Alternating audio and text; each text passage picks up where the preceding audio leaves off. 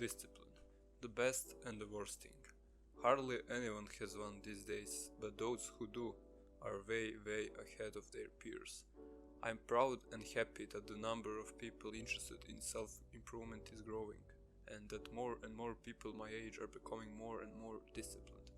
Discipline is what separates the winners from the losers. Discipline separates those people who succeed in achieving their goals and dreams from the people who do not. Motivation will not be there forever to give them strength. There will be days when they don't feel like doing it. Then discipline steps in to help. However, one who is not disciplined will quickly go astray.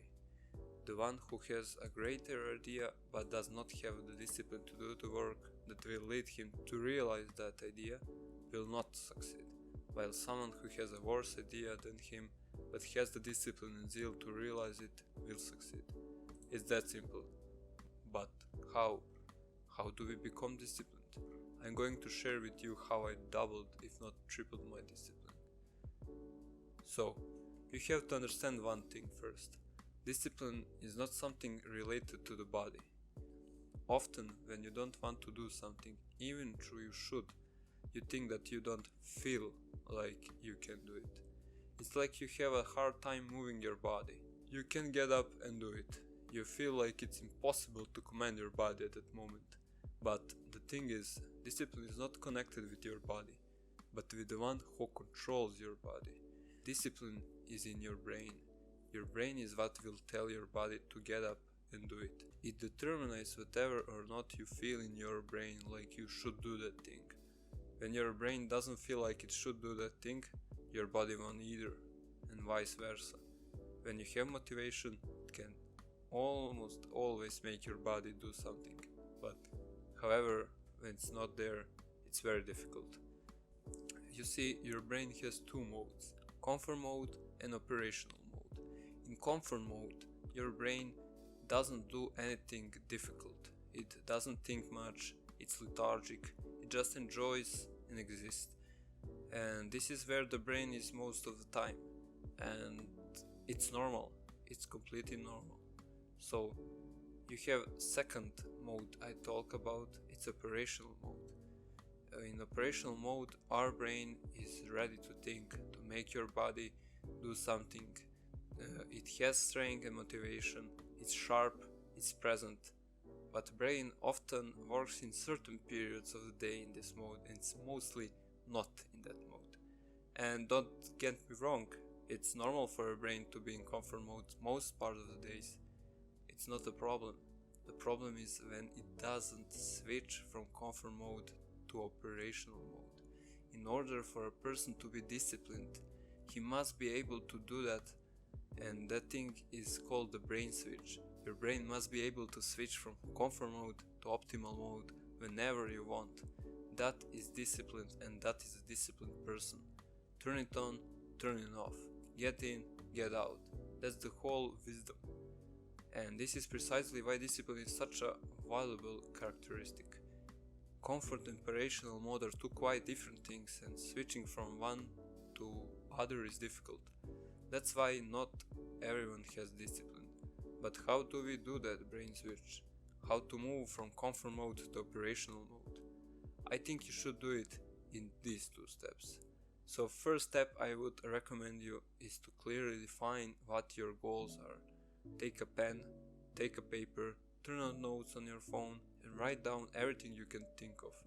The more detailed the better, because the more detailed you describe it, the clearer is the path to the thing you want. When you don't have clearly defined goals, it's like walking down a dark, dirty, out of the town road and trying not to get lost. It's almost like you are going blind. It's much harder road. You have roughly a picture in your head of what you want, but again, your goal is not very clear. What I would recommend is to write down your short-term goals. Why? The thing is, the thing that will try to hinder you in achieving that goal are the things that will hinder you in achieving the things you need to do today, this week or this month. And that's why reminding yourself of those short-term goals is exactly what which keep you on the path you should have. So write what are your goals this month, these 3 months, this winter, and now you will see why it's important. Because second thing I recommend you to do is to recognize the confirmed voice and fight back. Okay, what I mean by this. When you remember that you should do something, for example, to go to the gym, but you don't feel like it, then the voice in your head says, I can't, I don't feel like I should, the gym is far away, the wind is blowing today.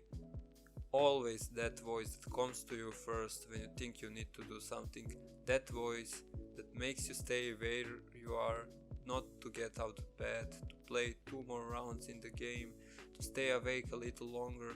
That's the voice of the comfort mode we talk about. And no wonder, because most of the days we are in that comfort mode for most of the time, right? And now, how to act, what to answer him. I explain it in my head like this. So the thought comes to my mind that I should do something, and the first thought that automatically comes to me is that my brain is in comfort mode, which starts to distract me from my goals and to come up with the reasons why I shouldn't do it. Practically our brain says, I don't want to do that thing. And then I realize one thing, but I want to do it. It's one thing to not feel like doing something right now, it's another thing not to want to do it, because you want to do it actually, but you don't feel like it right now. That's why we wrote the goals on paper in the previous step. You must be conscious of your goals in every moment of the day. Those goals are exactly what makes us respond to our comfort mode voice with no, I want that. So when the brain says you don't want to do that right now, you remember your goals and say, no, I want to do it. Because you really want to do it. You want to have a more beautiful body. You want to be satisfied with yourself when you look in the mirror. You want the broader shoulders.